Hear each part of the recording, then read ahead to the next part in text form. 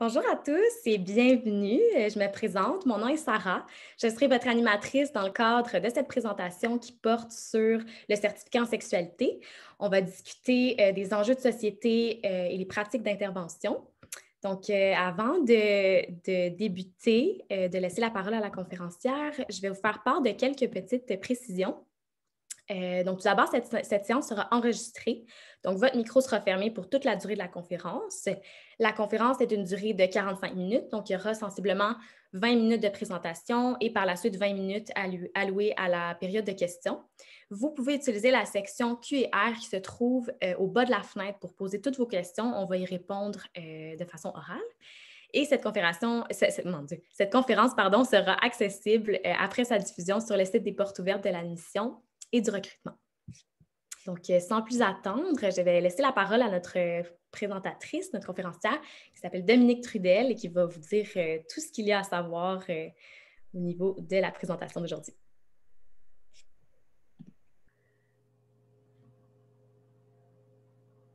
Alors, bonjour et bienvenue au certificat en sexualité.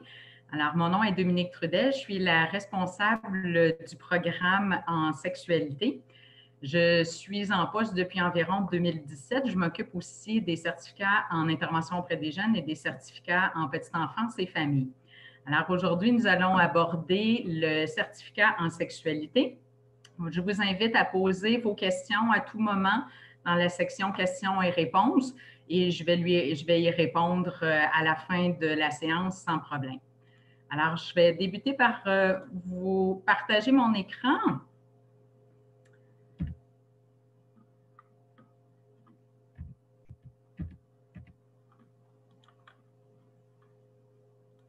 Attendez un petit peu.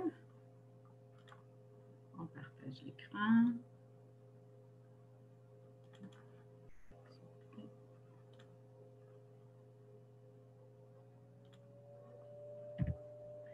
Alors, pourquoi est-ce qu'on a créé un certificat en sexualité? Alors, au niveau de la faculté de l'éducation permanente, les étudiants qui viennent fréquenter cette faculté, ce sont des gens qui sont généralement sur le milieu du travail, qui sont soit des intervenants, des psychologues, des travailleurs sociaux, des infirmières.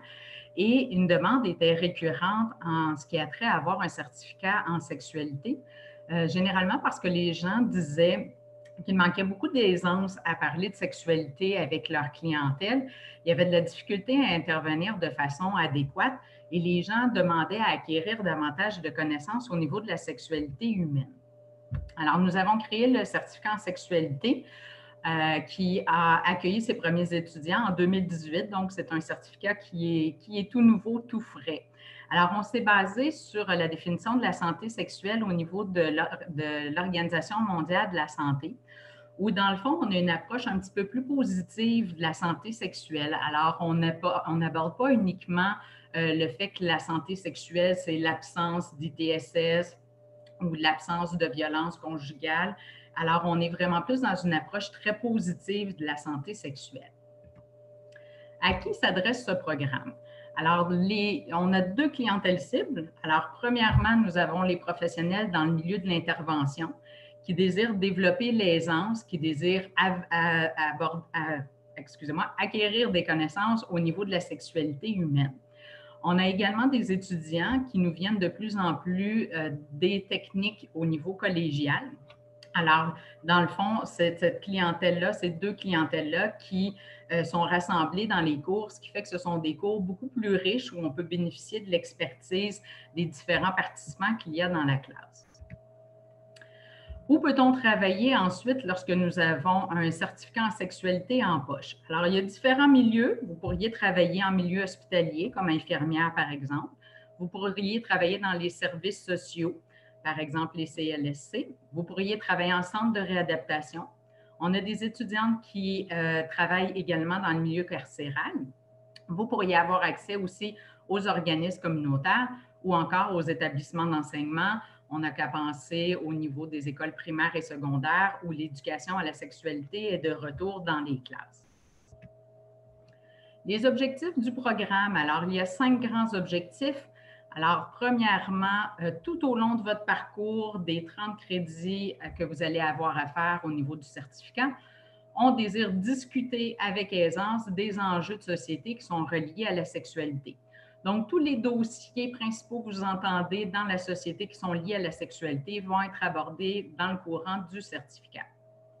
Nous appliquons une approche biopsychosociale de la santé sexuelle. On démontre des habiletés relationnelles devant être mises en œuvre dans le cadre d'une activité d'éducation ou d'intervention de soutien en regard de la sexualité.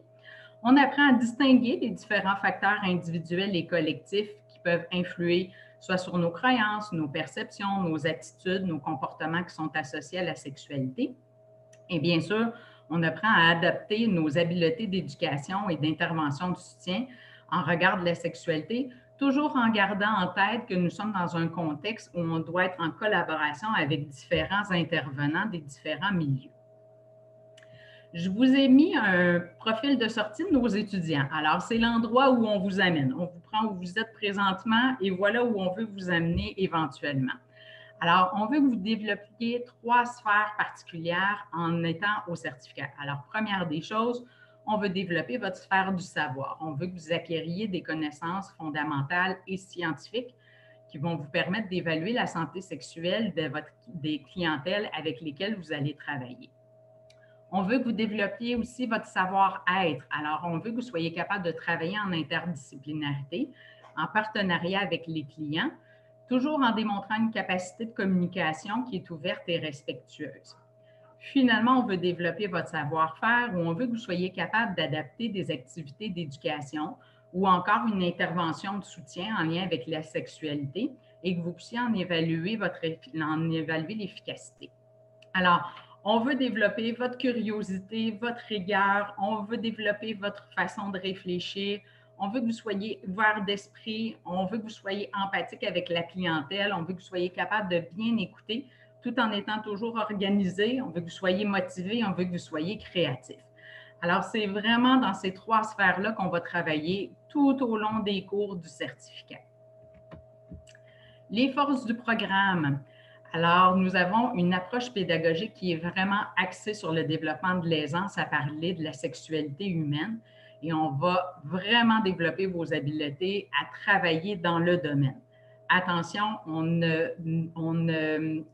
ne vous forme pas pour être des sexologues. Si vous souhaitez vraiment devenir des sexologues, ça se donne dans une autre université. Mais nous, ce qu'on veut vraiment, c'est que dans le cadre de votre travail, si vous avez à aborder le sujet de la sexualité avec la clientèle, on veut que vous soyez à l'aise, on veut que vous ayez des connaissances. Une des choses qui nous distingue, c'est que tous nos chargés de cours proviennent des milieux professionnels et travaillent présentement au niveau de la sexualité et ils travaillent en interdisciplinarité. Donc, à chacun des cours, vous allez avoir droit à des mises en situation, des vignettes cliniques qui sont souvent fraîches du jour parce que les chargés de cours ont travaillé pendant la journée et ils vous enseignent le soir. Notre certificat, bien qu'il n'est pas dans le but de former des sexologues, il est tout de même approuvé par l'Ordre professionnel des sexologues du Québec. Donc, nous avons travaillé avec eux au développement du certificat. Ils nous ont pisté sur des choses qui étaient vraiment importantes à savoir dans le domaine. Donc, soyez assurés que même si vous communiquez avec l'Ordre professionnel des sexologues, ils vont vous dire qu'il n'y a aucun problème, vous êtes les bienvenus au certificat. Le certificat a été créé en collaboration avec les milieux de la santé, de l'éducation, des services sociaux, des organismes communautaires. Et donc, c'est environ une quarantaine de professionnels et de gestionnaires qui ont été rencontrés pour s'assurer que la formation va bien vous préparer aux besoins du terrain. Donc, vous avez envie de travailler avec une clientèle qui a des problématiques, qui a des besoins au niveau de la santé sexuelle, ne soyez pas inquiets et inquiètes. Il est clair que vous allez être bien préparé après le certificat pour pouvoir répondre aux besoins du marché. La structure du programme. Alors, un certificat comporte toujours 30 crédits universitaires. Tous nos cours sont de 3 crédits, ce qui veut dire que vous avez 10 cours à réaliser dans le cadre du certificat. Je vais vous présenter la structure. Si jamais il y a des questions supplémentaires, vous pourrez les poser à la toute fin ou sinon, on pourra revenir, vous pourrez communiquer avec moi par courriel, il n'y a pas de problème, ça va me faire plaisir. Alors, On commence par le bloc A où vous avez 4 cours qui sont obligatoires.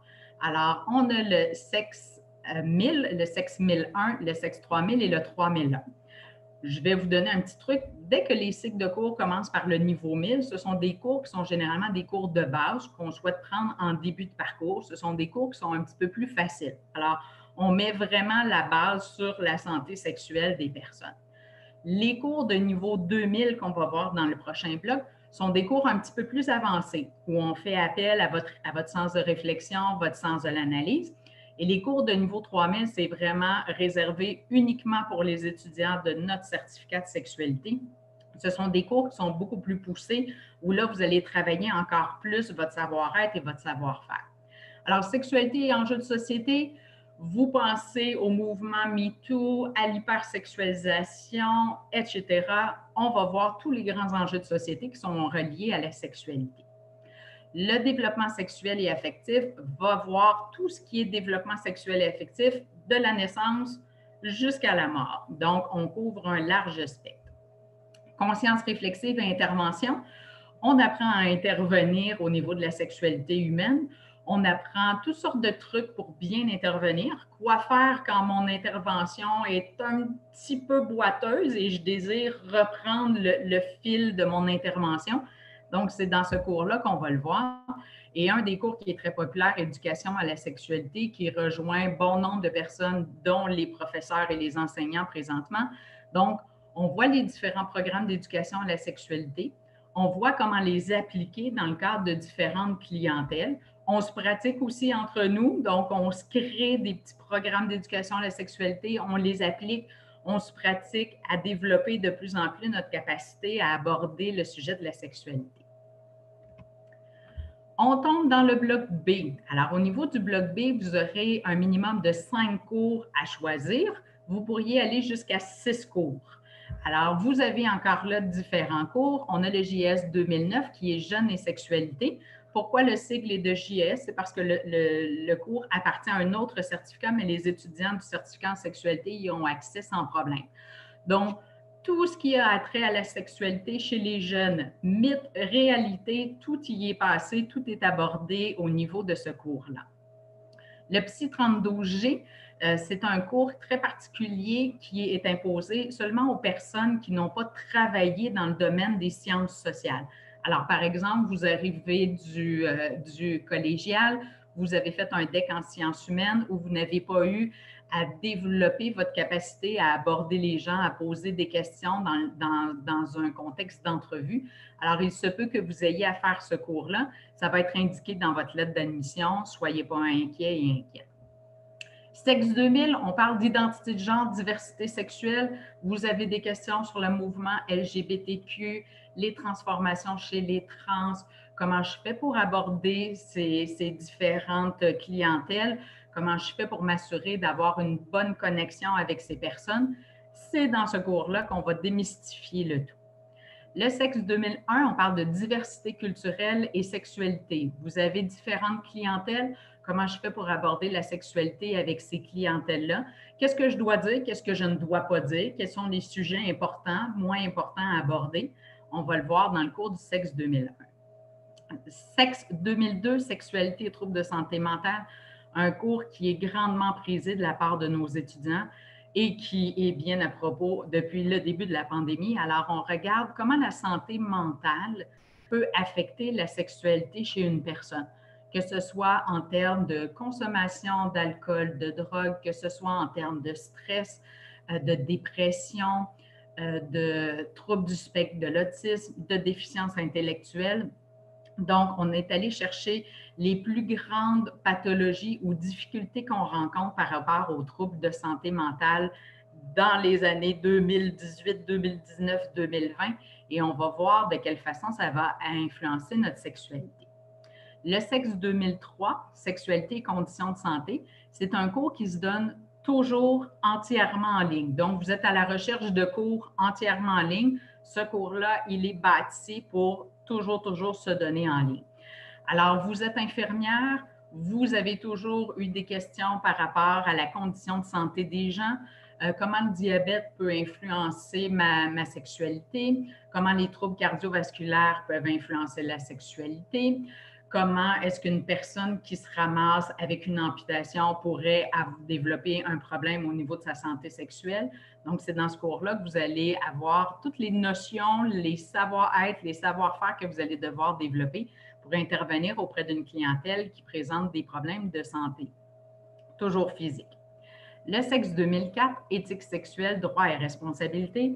Pour certains m'ont dit « Ah non, de l'éthique, ah, ça va être plate comme cours. » Au contraire, j'ai généralement des commentaires très positifs sur ce cours-là. Alors, on voit jusqu'où je peux aller, moi, comme intervenante en sexualité.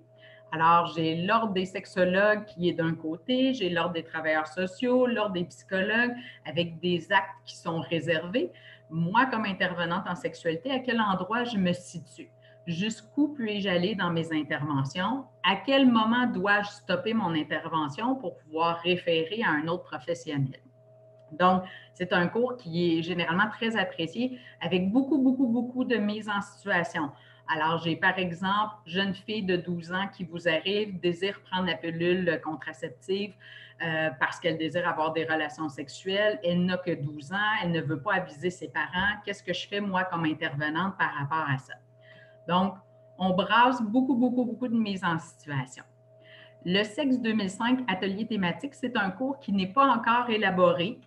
Alors, c'est une espèce de petit contenant qu'on s'est gardé vide pour avoir les suggestions de nos étudiants pour savoir quel cours vous plairait d'avoir. Éventuellement, ce qui nous a été beaucoup demandé, c'est tous les troubles liés à la dépendance affective au niveau des médicaments, etc., les substances illicites, et voir de quelle façon ça peut influencer la sexualité. Donc, c'est à venir, c'est un cours qui est en suspens pour le moment.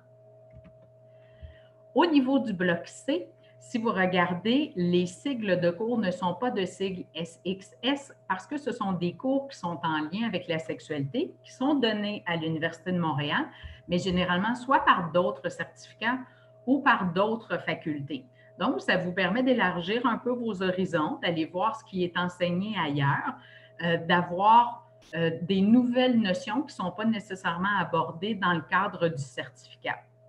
Donc, ce sont des cours qui ne sont pas sous la gouverne du certificat en sexualité. Donc, l'horaire des cours peut varier d'une session à l'autre. Vous avez envie de cours à distance. Donc, présentement, nous sommes en situation pandémique. Donc, pour l'hiver 2021, tous les cours du certificat sont donnés entièrement en ligne. Cependant, en temps normal, hors pandémie, ce qui peut nous sembler un peu loin dans le calendrier, mais tout de même, normalement, les cours du certificat se donnent en présentiel. À l'exception de 3 cours qui se donnent toujours en ligne. Il s'agit du sexe 2003, sexualité, conditions de santé que je vous ai parlé tout à l'heure, le VIO 2009D, violence familiale et conjugale, ainsi que le VIO 2012D, victimisation sexuelle. À compter de l'automne 2021, donc ce qui va faire partie de votre cursus à vous, le cours Sexe 1001, développement sexuel et affectif, va être aussi également offert entièrement en ligne. Comment se passent mes études?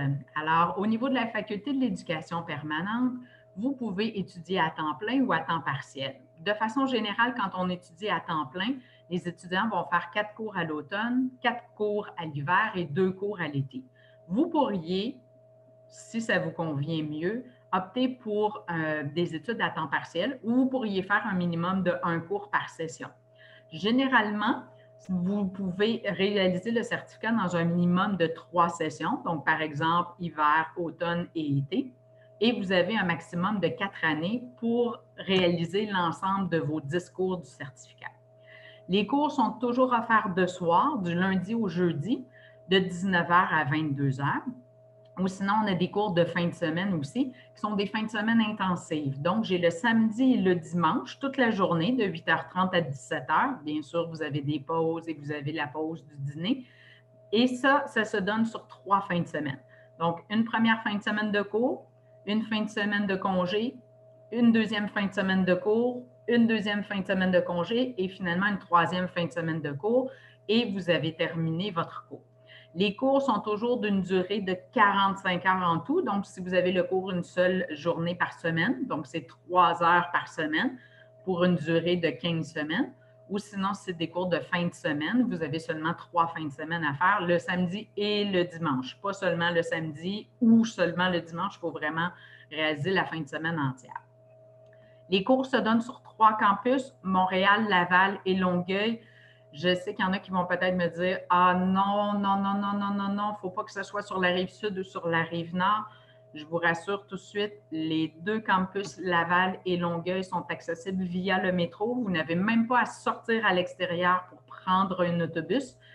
Vous avez accès directement via le métro pour pouvoir avoir accès au campus de Montréal, de Laval et de Longueuil. Les conditions d'admission. Donc, vous avez le goût d'être admis au certificat. 2 façons d'être admise. Alors, vous avez un diplôme d'études collégiales ou l'équivalent qui peut être réalisé dans un autre pays. Il n'y a aucun problème. Donc, vous êtes toujours admissible. Ou sinon, vous devez avoir une base universitaire où vous avez réussi 30 crédits universitaires dans un même programme. Je vous parlais tout à l'heure du PSI 32G. Alors, c'est la raison pour laquelle vous voyez des écritures en rouge. Alors, pour les gens qui auraient un DEC technique, où on était plus en sciences sociales ou en sciences de la santé, par exemple, les soins infirmiers, travail social, etc., vous n'aurez pas le PSI 32G à faire. Toutefois, si vous avez un diplôme d'études collégiales plus général, donc au niveau des sciences humaines, par exemple, vous aurez à faire le PSI 32G. Encore là, je vous rassure tout de suite, ça va être marqué dans votre lettre d'admission. Donc, ne soyez pas inquiets et inquiètes. Si jamais vous aviez à faire ce cours-là dans le cadre de votre certificat, ça va être indiqué dans votre lettre d'admission. Vous êtes en train d'écouter ma présentation, vous dites oui, définitivement, le certificat en sexualité, il est fait pour moi, ça m'intéresse, j'embarque, mais malheureusement, je ne réponds pas présentement aux conditions d'admission. Par exemple, vous n'avez jamais terminé votre diplôme d'études collégiales, vous êtes sur le marché du travail depuis quelques années, aucun problème. Vous pouvez faire une demande d'admission auprès du programme Accès FEP. Alors, Accès FEP, c'est un programme qui est spécialement conçu pour amener nos étudiants à pouvoir mieux réaliser et réussir leur cours de niveau universitaire. Donc, je vous invite à aller voir sur le site Internet de la FEP pour avoir plus d'informations quant au programme Accès FEP si jamais vous ne répondez pas présentement aux conditions d'admission au programme. Vous voulez déposer votre demande d'admission au programme, vous avez encore le temps et vous êtes les bienvenus pour l'hiver 2021. Donc, vous aurez jusqu'au 18 novembre pour déposer votre demande d'admission. La demande d'admission se fait toujours en ligne. Suivez pas à pas chacune des étapes de votre demande d'admission. On va très, très bien vous indiquer les documents que vous allez devoir déposer, les relevés de notes qui sont demandés, etc. Donc, soyez sans inquiétude. La demande d'admission se fait très, très bien, entièrement en ligne. Aucun papier à envoyer par la poste. Vous avez le goût d'embarquer avec nous à compter de l'été 2021. Vous avez jusqu'au 1er avril pour faire votre demande d'admission. Sinon, ce n'est pas le moment pour vous, mais pour l'automne 2021, vous serez prêt à embarquer avec nous. Vous avez quand même jusqu'au 1er juin 2021 pour faire votre demande d'admission. Si jamais vous avez envie, je n'entrerai pas dans les détails, mais à la Faculté de l'éducation permanente, plusieurs étudiants s'embarquent avec nous pour un certificat et finalement ont la piqûre et désirent poursuivre et obtenir un baccalauréat par cumul de certificats. Donc, c'est toujours possible. Alors, le certificat en sexualité peut être jumelé avec plusieurs de nos certificats, par exemple, victimologie, criminologie, vous avez intervention auprès des jeunes, gérontologie. Alors, plusieurs certificats peuvent être jumelés. Vous avez 3 certificats à réaliser pour obtenir votre bac par cumul. Les bacs avec appellation. Alors, un petit mot rapidement pour vous donner la distinction. Alors, un bac avec appellation versus un bac par cumul. Alors, lorsque nous avons un bac avec appellation, c'est ni plus ni moins qu'un baccalauréat par cumul de certificats. Donc, j'ai cumulé 3 certificats. Cependant, sur votre sur votre diplôme que vous allez obtenir lorsque vous allez avoir votre baccalauréat. Il va avoir un titre particulier qui va être indiqué dépendamment des combinaisons de certificats que vous avez fait. Donc, ça pourrait être, par exemple, un baccalauréat avec appellation en études du phénomène criminel ou en fondement et pratique en sciences sociales et santé. Vous avez besoin d'aide. Alors, pour toute question, n'hésitez pas à m'appeler. Vous pouvez m'envoyer des courriels. On peut se faire des rencontres Teams avec plaisir. Je suis la responsable du programme, donc je peux vous aider dans votre cheminement. Je peux répondre à l'ensemble de vos questions, soit dans vos choix de cours, vos relations avec vos chargés de cours. Vous avez un plan à long terme, un projet de carrière que vous avez goût de mettre en branle, que vous avez goût de mettre en action. Il n'y a pas de problème. Il me fait toujours plaisir de vous venir en aide. Vous avez mes coordonnées qui sont affichées. Si vous allez voir aussi sur le site Internet de la FEP, vous allez avoir une page pour le certificat en sexualité. Mes coordonnées se trouvent également sur la page. Alors, j'ai suffisamment parlé. J'aimerais ça vous céder la parole, entendre vos questions, répondre à vos questions. Donc, je vais libérer l'écran pour pouvoir avoir vos questions et vous répondre. Madame Trudel, merci énormément. Comme vous avez dit, nous allons prendre le temps qui nous reste pour répondre aux questions qui nous ont été posées. Alors, je peux peut-être commencer. Une première question pour vous. Est-ce qu'il y a des événements qui sont organisés pour le public ou pour les étudiants? On commence de plus en plus, comme c'est un certificat qui est très jeune encore, il y a eu moins d'événements que ce qu'on aurait souhaité, mais par contre, il y en a qui ont été mis en branle. Alors, par exemple, depuis l'année passée, et ce, à chaque année, au mois de septembre, nous avons un symposium en santé sexuelle qui est une invitation qui est lancée auprès de nos étudiants et de différents étudiants de l'Université de Montréal, par exemple, psychologie, psychoéducation, où on aborde pour l'année, pour ce symposium-là, un sujet particulier qui est lié à la santé sexuelle. Pour cette année, malheureusement, on a dû reporter notre symposium en raison de la pandémie, mais nous avons ce projet-là. Aussi, dans les prochaines années, vous pourrez surveiller, nous allons mettre en branle aussi un colloque de niveau international pour attirer des personnes qui viennent aussi de l'Europe francophone, une conférence qui va être vraiment un colloque qui va être sur quelques journées. Donc, ça devrait venir soit dans le courant de 2022 ou 2023. Super, merci beaucoup. Une autre question, à quoi peut ressembler l'horaire? Alors, de façon générale, les cours se donnent de soir, du lundi au jeudi, de 19h à 22h.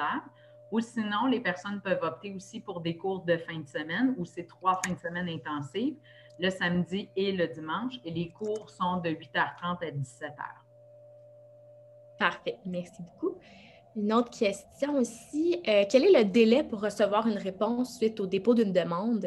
Généralement, ça se fait assez rapidement. Je vous dirais que ça peut aller d'environ 1 semaine à maximum 2 semaines. On essaie de traiter le plus rapidement possible les demandes d'admission. Donc, si vous faites une demande d'admission pour l'hiver, ça va être traité incessamment là, dans le courant de la semaine ou en début de semaine prochaine. Parfait. Et quelle est la date limite pour déposer sa demande d'admission? Pour l'hiver 2021, vous avez jusqu'au 18 novembre de cette année, donc 18 novembre 2020. Si vous voulez déposer une demande d'admission pour l'été 2021, vous avez jusqu'au 1er avril. Et si c'est une demande d'admission pour l'automne 2021, ça peut sembler loin, mais ça vient quand même très rapidement. Ça va être pour le 1er juin 2021 que vous allez devoir déposer votre demande d'admission. Vous pourriez déposer tout de suite votre demande d'admission pour l'été ou pour l'automne, il n'y a pas de problème, c'est déjà ouvert aux admissions. Super, merci beaucoup. Et puis, je vous rappelle, les gens à la maison là, qui assistent à la présentation, si jamais vous avez des questions, n'hésitez pas, c'est dans la petite case au bas de l'écran QR, donc on a encore le temps de répondre aux questions. Je ne sais pas si vous avez d'autres points peut-être que vous voulez aborder, Madame Trudel, pendant qu'il nous reste quelques petites minutes à la présentation. Attendez que je réfléchisse. Oui, prenez votre temps. Oui.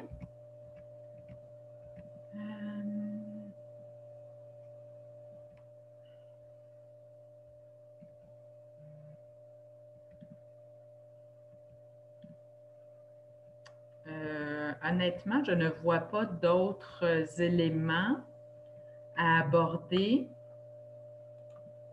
Est-ce que les gens qui assistent, il y aurait d'autres questions à poser? On a reçu une question. Est-ce que les cours sont offerts sont tous offerts en français? Oui, tous les cours sont offerts en français. On n'a pas de cours présentement qui sont offerts en anglais. Cependant, selon les règles facultaires, les personnes qui seraient d'une autre nationalité ou qui auraient une langue maternelle autre que le français et qui souhaiteraient, par exemple, remettre certains travaux en anglais, il est toujours possible d'en faire la demande d'avoir une permission spéciale, mais les cours se donnent tous en français. Super. On a une autre question qui vient de rentrer. Est-ce que le programme peut être adapté pour quelqu'un qui n'a aucune expérience en intervention? Oui, tout à fait. Tout à fait. Alors, on en a tenu compte. Les chargés de cours qui donnent les cours ont tenu compte de ça en montant leurs cours. Donc, on essaie le plus possible de prendre les gens au niveau où ils sont et les amener à aller plus loin. Un des avantages qu'on a, c'est que dans la classe, vous allez avoir parfois des professionnels qui sont beaucoup plus avancés que d'autres. Alors, leurs interventions, leur façon d'intervenir dans la classe vont permettre aux personnes qui ont moins d'expérience de pouvoir apprendre au contact des autres. Ah, merci beaucoup. On a une autre question ici. Y a-t-il des séances d'accueil pour les nouveaux étudiants? Oui, tout à fait. Alors, la séance d'accueil va avoir lieu le 3 décembre prochain. Je n'ai pas envoyé encore l'invitation à l'ensemble des nouveaux admis, puisque les étudiants ont encore jusqu'au 18 novembre pour faire leur demande d'admission. Mais après le 18 novembre, vous allez recevoir un courriel de ma part où je vais vous convier à une autre rencontre Zoom où je vais pouvoir vous donner de l'information en tant que séance d'accueil. Donc, pour nos étudiants qui sont admis, faire leur choix de cours, l'horaire des cours, etc. Donc, on va pouvoir aborder certains autres sujets qui sont un peu plus pointus, qui seraient peut-être moins bien adaptés là, pour la séance d'information actuellement. Merci beaucoup. On a une autre question ici. À quoi peut ressembler la charge de travail en lien avec les études à la maison? Alors, de façon générale, quand on fait un certificat, on dit que chaque heure de cours correspond en moyenne à 3 heures de travail à la maison. Ça varie d'un cours à l'autre. Donc, on pourrait dire en somme que quand on a un cours de 3 crédits, donc de 3 heures par semaine, on devrait s'attendre à avoir jusqu'à 9 heures de travail à la maison. Je vous dirais que dans la réalité, et particulièrement en temps de pandémie, les chargés de cours sont très au fait que les étudiants peuvent être surchargés, peuvent avoir à concilier le travail, la famille, l'épuisement, les études, etc. Donc, on est quand même assez conciliant au niveau de la charge de travail. Mais c'est clair que quand on s'engage dans un processus où on désire obtenir un diplôme qui provient du milieu universitaire, c'est certain qu'il faut s'attendre à avoir une certaine somme de travail là, à mettre. Pour ce qui est des études en ligne, le meilleur conseil que je peux donner aux gens, c'est vraiment de se marquer des plages horaires sur son calendrier ou dans son agenda. C'est ce qui est le plus simple pour les gens. Donc, on bloque un moment dans notre horaire pour être sûr qu'hebdomadairement, je me branche sur mon cours et je suis bien. La difficulté majeure que les gens vont vivre souvent avec les cours en ligne, c'est que les gens tardent et attendent la veille de l'examen, par exemple, pour commencer à étudier la moitié de la session. Donc, on encourage toujours les gens à se brancher régulièrement, hebdomadairement sur leur cours. Et jusqu'à présent, honnêtement, ça se fait très bien. Génial. Parfait. On a le temps de répondre à une dernière petite question. Est-ce que vous avez un compte Instagram et une page Facebook? Alors, pour le certificat en sexualité, oui, on a maintenant une page pour le certificat en sexualité, pas pour Instagram. Donc, les gens qui désirent nous chercher, certificat en sexualité fait, vous allez nous trouver. Vous allez trouver une panoplie d'informations tant sur l'admission, sur nos cours, sur nos chargés de cours. On dépose beaucoup soit d'articles scientifiques ou d'offres d'emploi qui sont toujours en lien avec vos études au certificat en sexualité. Donc, c'est une page qui devient de plus en plus populaire là, auprès des étudiants et des étudiantes du certificat. Parfait. Merci beaucoup. Mais voilà, ce qui conclut déjà cette conférence. Merci énormément, Madame Trudel, pour cette belle présentation qui était très claire et très intéressante. Et merci à vous à la maison d'y avoir assisté. Merci également à nos modérateurs.